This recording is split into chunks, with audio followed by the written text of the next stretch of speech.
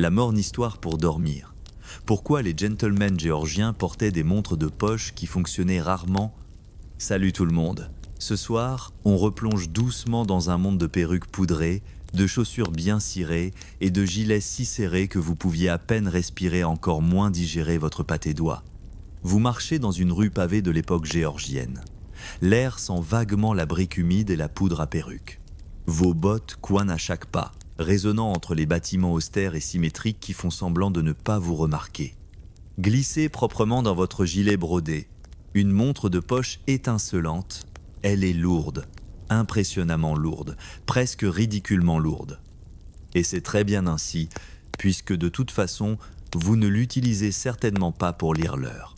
En fait, elle ne fonctionne probablement même pas.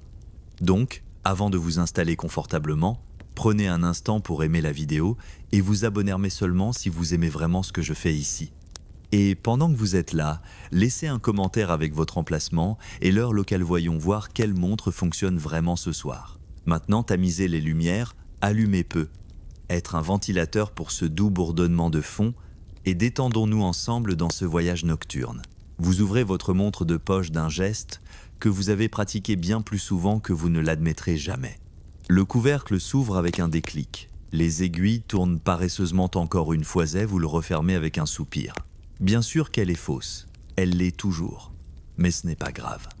Vous n'êtes pas en retard. Dans l'Angleterre géorgienne, être en retard n'est pas un policier du théâtre. Être légèrement décalé dans son emploi du temps implique que vous avez des affaires plus urgentes, comme siroter du claret ou fixer l'horizon d'un air mélancolique. La ponctualité, c'est pour ceux qui dépendent des horloges publiques. Vous portez le temps dans votre poche, même s'il ne fonctionne pas. Ce n'est pas une question de savoir quand c'est une question de montrer qui. Vers le milieu du XVIIIe siècle, les montres de poche avaient cessé d'être des outils pour devenir des talismans. Dorés, gravés, associés à des chaînes et des breloques qui tintaient juste assez pour dire « homme important en approche ». Les hommes géorgiens paradaient avec elles comme les influenceurs modernes tiennent leur latte voyante, toujours dans le cadre et à peine utilisée. Les historiens débattent encore pour savoir si cette obsession culturelle provenait d'un réel besoin ou d'une rivalité aristocratique. Mais ce qui est certain, c'est que le temps était, paradoxalement, un luxe. Les montres mécaniques étaient notoirement peu fiables. Votre amie pouvait remonter la sienne le matin, et à midi, elle avait déjà 5 minutes d'avancer son balancier, faisant une petite crise existentielle. Mais personne ne s'en souciait. Être précis n'était pas le but. Ce qui comptait, c'était le rituel. Vous sortiez votre montre lentement pendant une conversation, nonchalamment, comme si c'était elle qui vous avait rappelé l'heure et non l'inverse. Un bon claquement de couvercle valait presque autant que l'heure affichée y ce n'est plus. Dans la bonne société, il était courant de demander l'heure juste pour voir la montre de quelqu'un. Un peu comme complimenter une voiture sans se soucier de sa vitesse. Il y avait des montres en or, d'autres avec de minuscules portraits à l'intérieur du couvercle, ou encore des merveilles mécaniques qui jouaient des airs grinçants à l'ouverture comme une boîte à musique triste fabriquée par un homme à la pince, à épiler et à l'estime de soi fragile. Et ces chaînes, ce n'était pas que pour faire joli.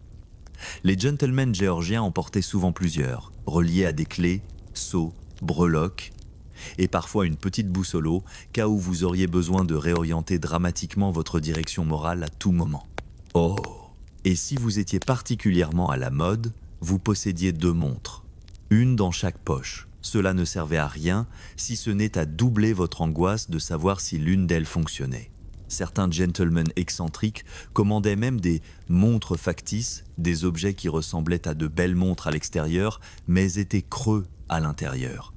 Car soyons honnêtes, les montres cassées étaient si courantes qu'il valait mieux en porter une qui ne prétendait même pas fonctionner. Vous progressez dans la ruelle, votre montre cliquetant faiblement. Le brouillard s'installe sur la place du village et vous croisez un allumeur de réverbère faisant sa tournée du soir. Il ne regarde pas l'heure, il regarde la lumière. C'est ainsi que la plupart des gens réglaient leur journée au lever du soleil, coucher du soleil, soupe chaude, soupe froide. Le temps mécanique n'avait pas remplacé le rythme naturel, ne faisait que le décorer. Ce qui nous amène à un autre fait délicieusement absurde. La plupart de ces montres n'avaient pas de verre protecteur. C'était une option en supplément.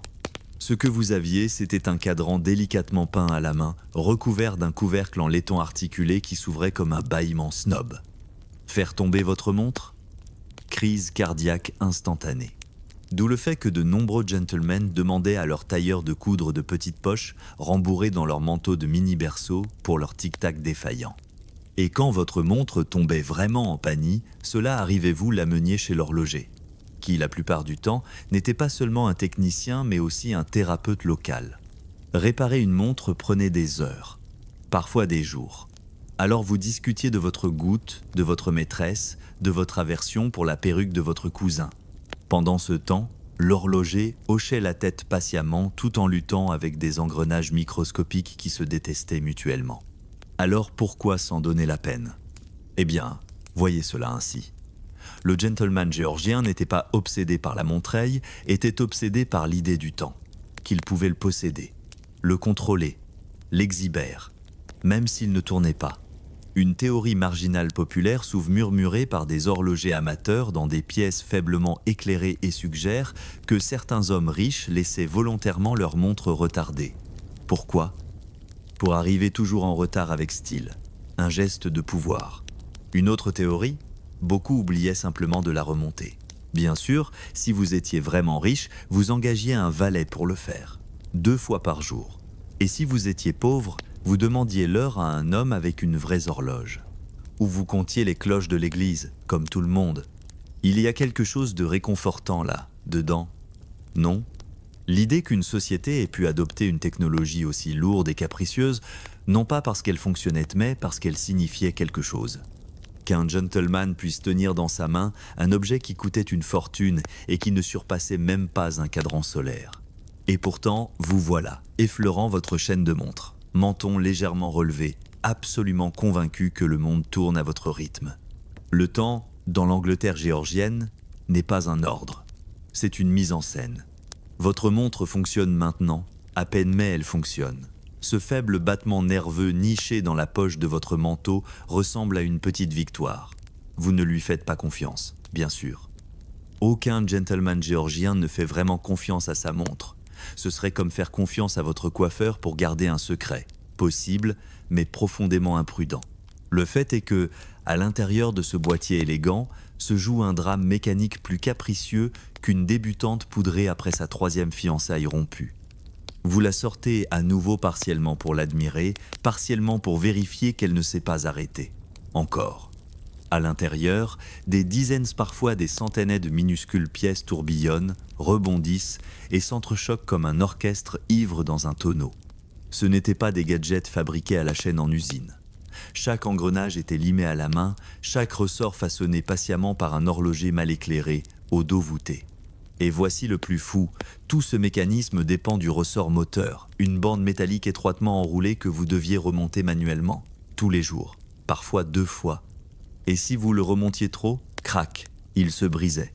Pas assez remonté, il s'arrêtait. Quelques secousses en galopant à cheval ou un toast un peu trop enthousiaste avec du porto pouvaient faire taire votre montre. Encore, c'est charmant. D'une certaine manière, cette obsession que vous avez tous pour ces engins capricieux. Les montres géorgiennes ne sont pas des garde-temps, ce sont des animaux mécaniques. Exigeants, délicieusement peu fiables, mais que vous portez partout avec amour. Vous prenez un instant pour la remonter, sentant les petits déclics sous vos doigts. Elle résiste un peu, elle le fait toujours. C'est le fusée qui entre en jeu. Une minuscule poule iconique censée égaliser la force du ressort. Une brillante innovation, qui était un cauchemar à produire et ajoutait une 40aine de pièces supplémentaires, toutes prêtes à se casser. Les historiens débattent encore pour savoir si le fusée rendait les montres vraiment plus précises ou s'il servait juste à flatter l'ego des horlogers. Mais bon, ça avait de l'allure quand vous ouvriez l'arrière de la montre pour la montrer au club des gentlemen. Et vous la montriez bien sûr.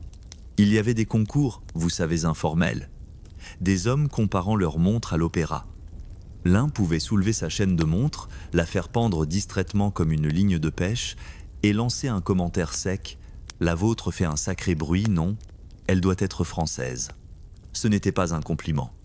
Les montres françaises étaient souvent plus décoratives que fiables, tandis que les Anglaises avaient la réputation d'être robustesse, qui revient à dire qu'une charrette debout est plus stable qu'un traîneau tiré par des oies. Mais n'oublions pas ce que ces montres représentaient vraiment. L'argent. Posséder une montre n'avait rien à voir avec la modernité. C'était une affaire de richesse. Même une simple montre avec boîtier en argent pouvait coûter l'équivalent d'1 an de salaire pour un ouvrier qualifié. On ne l'achetait pas pour lire l'heure. On l'achetait pour la voir. Comme on ne conduit pas une voiture de sport pour aller faire les courses. Du moins, pas sans filmer la scène pour impressionner ses rivaux. Les montres étaient chargées de symboles. Prenez la chaîne par exemple. Connue sous le nom de gousset, elle portait souvent de petits accessoires certains utiles, comme les clés de remontage, et d'autres totalement absurdes. Vous pouviez y accrocher un minuscule dé en ivoire, ou un sceau gravé aux armoiries familiales. Un choix populaire, un portrait miniature de votre amante, caché derrière un fermoir. Rien ne dit « je t'adore », comme coller votre visage sur un objet qui tombe en panne 1 fois par semaine. Note originale, certains hommes géorgiens portaient des vinaigrettes de petites boîtes en argent contenant une éponge imbibée de vinaigre ou de parfum. Pourquoi ? Parce que les villes puaient. Et quand vous sentiez la Tamise à marée basse, rien ne valait un tissu au citron pressé contre vos narines en prétendant ne pas suffoquer. Mais il ne s'agissait pas seulement d'odeur, de mode ou de précision. Il s'agissait de contrôle. Le Temps autrefois domaine des cloches et des ombres étaient désormais de poche. Privé. Vous n'aviez plus besoin de demander à la tour de l'église. Plus besoin de deviner avec le soleil. Vous aviez votre propre temps. Merci bien. Peu importe si votre heure ne correspondait à celle de personne. Il existe une histoire être apocryphe, mais délicieuse tout de même à propos d'un gentleman à Bath qui a raté un duel parce que sa montre avait gelé durant la nuit. Il est arrivé avec 3 heures de retard, joyeusement impassible, déclarant « Ce n'est pas ma faute si le temps est opposé au meurtre ». Que ce soit vrai ou non, cela résume bien l'état d'esprit de l'époque. Si la montre échoue, haussez les épaules. Si elle ment, sourire. Si quelqu'un s'énerve de votre retard, montrez le cadran et dites « Eh bien mon cher, selon ma montre, je suis en avance ». Ce n'est pas du mensonge, c'est du style. De retour chez vous, votre valet connaît la routine. Il remonte votre montre au petit déjeuner pendant que vous mâchonnez vos toasts. Il la vérifie après le déjeuner. Et avant le dîner, il polite le boîtier avec un chiffon doux et une prière murmurée au dieu de l'horlogerie. La montre d'un gentleman n'est pas seulement un outil, c'est une composante de sa présentation. Tout comme sa cravate ou son recueil de poèmes qu'il ne lit jamais. En parlant de poésie, les montres ont aussi inspiré les arts. Les poètes écrivaient des vers sur le tic-tac constant du désir, comme si les pannes mécaniques étaient des métaphores du cœur brisé. Les peintres les ont immortalisés nichés dans les gilets, battant doucement près du cœur d'un homme. Certains peignaient même des montres memento mori, gravées de crânes et d'avertissements latins. Tempu fugit, le temps s'enfuit. Et oui, elles servaient aussi à flirter. Vous pouviez offrir votre montre à une dame pour qu'elle la tienne. Lui laisser sentir le tic-tac. La regarder sourire en feignant de comprendre comment elle fonctionne. Si tout se passait bien, peut-être échangiez-vous vos montres pour la soirée. Un geste subtil, suggestif, mais socialement acceptable. Un peu comme emprunter la veste de quelqu'un aujourd'hui mais en plus sexy. Vous revenez maintenant dans la rue. La nuit tombant sur la ville comme du velours. Les cloches sonnent quelque part, mais vous ne comptez pas. Vous avez votre heure. Elle est être fausse, être en retard d'1 heure. Mais elle est à vous. Et demain, vous la remonterez encore. Pas parce que vous en avez besoin, mais parce qu'une partie de vous aime ce rituel. Cette délicate défiance. Ce murmure intérieur qui dit « Je porte le cosmos dans ma poche et il vibre uniquement pour moi ». Vous êtes maintenant debout près de l'âtre, un verre de Porto à la main, sentant le poids délicat de votre montre tirer doucement sur votre gilet. Le feu crépite, quelqu'un joue une mélodie lente au clavecin dans la pièce voisine et votre montre égrène ses tic-tac à peine audibles sous les couches de soie et de broderie. Elle a été remontée. Encore. Mais ce soir, vous ne pensez pas au temps. Vous pensez à l'identité. Car désormais, dans votre monde géorgien, la montre de poche est devenue plus qu'un outil ou même qu'un symbole de richesse.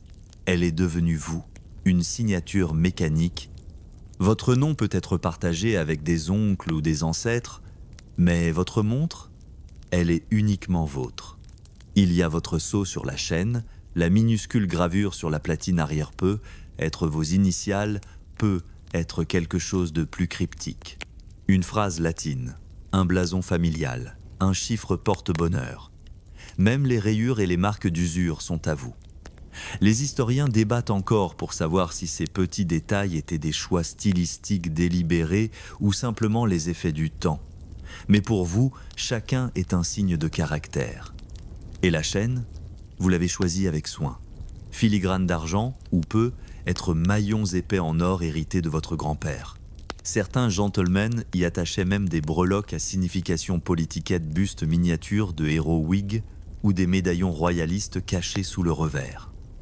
Les montres de poche ne faisaient pas qu'indiquer l'heure. Elles parlaient. Et si l'on écoutait bien, on entendait vos convictions. Bien sûr, vous ne portiez pas votre montre n'importe où. Vous la portiez pour être vue, au bal, au dîner, à l'opéra. La façon dont vous la consultiez importait, lentement, avec une légère inclinaison de la tête. Un gentleman ne se pressait jamais pour consulter sa montre. Se presser, c'était bon pour les marchands, pour les hommes avec des réunions. Vous aviez des engagements à votre rythme. Parfois, vous l'ouvriez même sans la regarder, comme un tour de prestidigitation. Laissez l'éclat capter un regard de l'autre côté de la pièce. Faites claquer le couvercle juste au moment où elle tourne la tête. C'était une séduction par accessoire. L'équivalent du XVIIIe siècle d'une story Instagram parfaitement chronométrée. Une habitude marginale, curieusement populaire un temps, consistait pour les hommes à graver des messages poétiques à l'intérieur du boîtier destiné à eux seuls. De petites affirmations, des rappels. Un homme nommé Thomas Medley, par exemple, portait soi-disant une montre gravée de « Chaque tic-tac me rapproche d'elle ». Personne ne savait qui était elle. Une fiancée peut être une rivale. Un canard rôti, qui sait, et pourtant, elle restait là, à battre doucement sous son gilet pendant des années. Votre propre montre peut être, porte une note plus pratique. Quelque chose comme remonter au petit déjeuner, montrer de l'intérêt au souper. Juste une petite blague entre vous et vos heures. Les montres commencèrent aussi à porter un poids émotionnel. Des pères les transmettaient à leurs fils. Des soldats les portaient en campagne, les serrant dans leurs mains avant la bataille comme des talismans fragiles. Des amants les offraient avant une séparation. On rapporte même le cas d'un homme qui aurait avalé sa montre de poche pour qu'elle ne tombe pas entre les mains de l'ennemi lors d'un siège. Ce qu'il advint ensuite n'est pas clair, mais on imagine que ce fut à la fois héroïque et acoustiquement perturbant. De retour dans votre salon, votre ami Geoffrey parle encore de sa nouvelle montre venue de Genève. Vous hochez la tête poliment, sirotant votre porto pendant qu'il s'extasie sur le nouvel échappement à encre. Il affirme qu'elle tient l'heure avec une précision de 3 minutes par jour. Miraculeux. Vous vous abstenez de mentionner que la vôtre a perdu 20 minutes ce matin pendant que vous nouillez votre cravate. Mais vous souriez quand même. Parce que ce n'est pas une question de précision, c'est une question d'appropriation. Vous avez choisi cette montre. Elle reflète quelque chose d'essentiel, votre goût, votre patience, votre indifférence aux détails comme les horaires de rendez-vous. Et franchement, si Geoffrey tient tant que ça à être à l'heure, il n'a qu'à vivre comme un laitier. Dehors, la soirée s'approfondit. L'allumeur de réverbère est passée. Les étoiles scintillent lentement, froides, au-dessus des toits. Vous sortez à nouveau votre montre de sa poche, caressant le boîtier du pouce. Le couvercle s'ouvre à contre-cœur, comme fatigué d'être consulté. Vous l'avez depuis des années. Les aiguilles sont légèrement tordues. Le cadran en ivoire a un petit éclat près du 4, mais elle bat encore. Elle essaye encore. Êtes-vous aussi? Une anecdote populaire bien que légèrement douteuse de l'époque parle d'un gentleman ayant fait installer un miroir à l'intérieur du couvercle de sa montre. Il prétendait que c'était pour vérifier sa poudre. Plus probablement c'était un miroir de poche, ou un outil d'espion, ou les deux. Les hommes géorgiens étaient tout sauf unidimensionnels. Il existait même des montres de poche musicalaises de grossières boîtes à musique qui jouaient des bribes de chansons populaires. Un exemple célèbre jouait « God Save the King ». bien qu'elle déformait souvent le refrain en quelque chose qui ressemblait au miaulement d'un chat asthmatique sous un coussin. Évidemment, si vous étiez vraiment excentrique, vous possédiez peu être une montre en forme de crâne.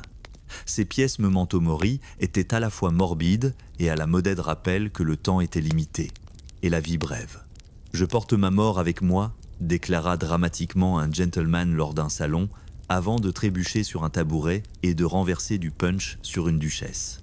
Mais il avait fait passer son message. Vous vous adossez maintenant à votre fauteuil, les braises rougeoyant faiblement. Votre montre repose sur la table d'appoint. Son tic-tac semble plus fort dans le silence, comme un battement de cœur, comme une respiration, comme un souvenir. Demain, vous l'oublierez peu, être sur la coiffeuse, ou vous la remonterez en retard, ou vous la ferez tomber sur les dalles, en grimaçant. Mais ce soir, elle bat. Ce soir, elle se souvient de qui vous êtes. Car dans ce petit siècle étrange, entre cadran solaire et montre-bracelet, entre cloche d'église et horaire ferroviaire, votre montre c'est vous. Ornementale, peu pratique, légèrement imparfaite mais constante, personnelle, belle. Et contrairement au monde extérieur, elle écoute quand vous la tenez près de vous. La brume du matin s'étale paresseusement sur la rue tandis que vous sortez, une de ces aurores lentes et feutrées qui donnent l'impression que toute la ville a été enveloppée dans de la laine. Vos bottes résonnent doucement sur les pavés. L'air sent la pierre humide et le pain frais, et niché dans votre poche là, où elle est toujours se trouve votre montre. Vous ne la consultez pas, parce qu'il y a une vérité discrète à cela. Vers la fin de l'époque géorgienne, même si les montres de poche devenaient plus courantes, les utiliser réellement pour connaître l'heure était encore considéré comme un peu vulgaire. Vous étiez censé avoir une montre, pas en avoir besoin. Avoir besoin de sa montre impliquait une forme de responsabilité. Et un véritable gentleman n'était jamais pressé. Il se mouvait dans le temps comme une gondole dans la brume gracieuse, impassible, et s'il arrivait en retard, eh bien, alors la fête avait clairement commencé trop tôt. Désormais, des horloges commencent à apparaître dans des lieux publics. Tavernes, bureaux de poste, gares, le commis ou le marin moyen pouvaient dépendre de l'horloge de la ville. Mais vous vous accrochez encore à ce paradoxe du tic-tac où tout le monde a le temps, mais personne n'y croit vraiment. Même l'organisation de la journée géorgienne est souple. Les repas ne commencent pas à une heure précise, mais quand tout le monde est là. Les représentations théâtrales, flexibles. Même les audiences royales étaient connues pour commencer lorsque Sa Majesté le voulait. Ce qui pouvait être maintenant, ou dans 45 minutes, ou demain. Les historiens débattent encore. Cette résistance géorgienne à la ponctualité était-elle une rébellion contre la montée de la précision industrielle ou simplement le résultat d'une incompétence mécanique généralisée? Dans les deux cas, le temps restait flexible. Comme une bonne cravate nouée avec panache, non avec tension. Pendant ce temps, votre montre continue de battre. Vous vous asseyez pour un café à une terrasse avec des tables en fer forgé, servi par un garçon qui se tient comme un majordome offensé. Non loin de là, un marchand s'énerve bruyamment à propos d'horaires de livraison et de cargaison manqués. Vous remuez votre boisson, lentement, avec une cuillère si minuscule qu'elle en devient presque symbolique. Parce que votre journée n'est pas définie par des quarts d'heure ou des minutes. Elle est faite de moments, un long regard au théâtre, une promenade dans le parc, une conversation brève et chuchotée dans une alcôve ombragée. Et votre montre ? Ce n'est pas un appareil pour les compter, c'est une compagne, une témoin silencieuse. Ce n'est pas dire que les montres étaient inutiles. Dans les jeux de hasard, par exemple, elles faisaient d'excellents minuteurs improvisés. Deux gentlemen pouvaient parier combien de temps il faudrait à un pigeon pour traverser une cour, et votre montre pouvait offrir l'illusion d'équité. Même si, à mi-parcours, elle oubliait dans quel sens tournait l'aiguille des minutes. Le flirt aussi en bénéficiait. Permettez-moi de vous montrer la complication de la phase lunaire, pouvait-on dire, laissant la dame se pencher pour plisser les yeux devant le cadran astronomiquant, se douter qu'il était décalé de 2 nuits entières. Petit détail amusant, quelques nobles excentriques possédaient 2 montres réglées à des heures différentes, une pour l'heure locale, une pour l'heure de Paris, ou l'heure du dîner, ou, dans le cas du comte de Chelmsford, l'heure quand j'en ai envie. C'était une déclaration, en réalité. Le temps n'était pas quelque chose à suivre, c'était quelque chose à composer.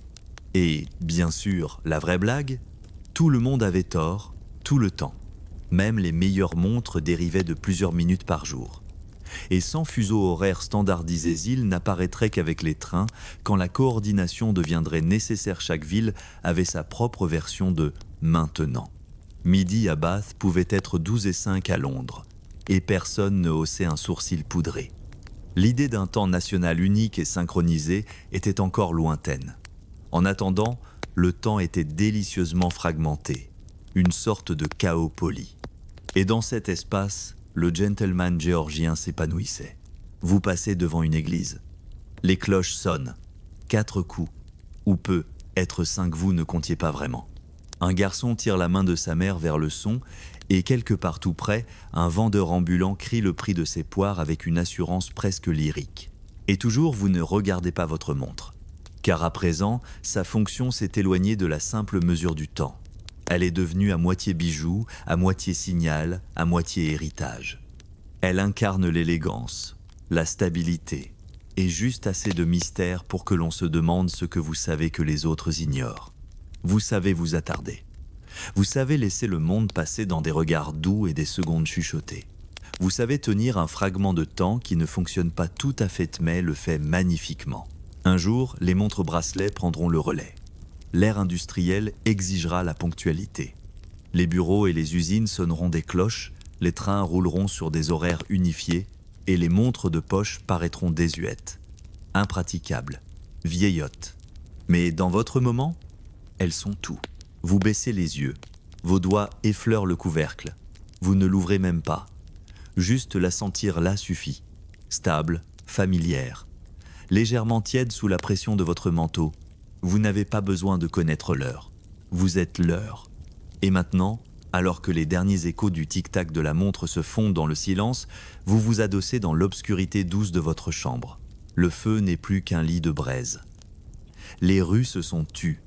Le monde extérieur n'attend plus rien de vous car en cet instant précis, vous êtes exactement là où vous devez être. Laissez vos pensées dériver un peu comme la brume glissant sur les pavés, lente et sans direction. Cette montre de poche aisselle qui n'a jamais tout à fait mesuré le temps correctement repose maintenant doucement sur une table de chevet. Sa mission est accomplie, non pas parce qu'elle a compté les heures, mais parce qu'elle vous a tenu compagnie tout au long. Votre souffle ralentit. Le rythme du sommeil commence à se déployer sous votre peau. Ce soir, le temps a desserré son emprise. Vous n'avez pas besoin de la remonter, vous n'avez pas besoin de la consulter, vous avez juste besoin de la laisser partir. Laissez les sons du monde se fondre dans le silence, le tic-tac presque imaginaire, le froissement des draps lorsque vous vous retournez, le bourdonnement discret de ce qui vous entoure et vous réconforte. Vous avez bien fait aujourd'hui. Les horloges ne sauront peu être pas d'accord, mais elles n'ont jamais vraiment compté. Ce soir, les minutes vous appartiennent. Chaque seconde tranquille, chaque respiration douce. À vous. Alors reposez-vous en paix, voyageurs. Laissez votre esprit s'adoucir et s'élargir comme un vieux fauteuil en velours. Vous avez porté le temps assez longtemps. À présent, c'est lui qui vous porte.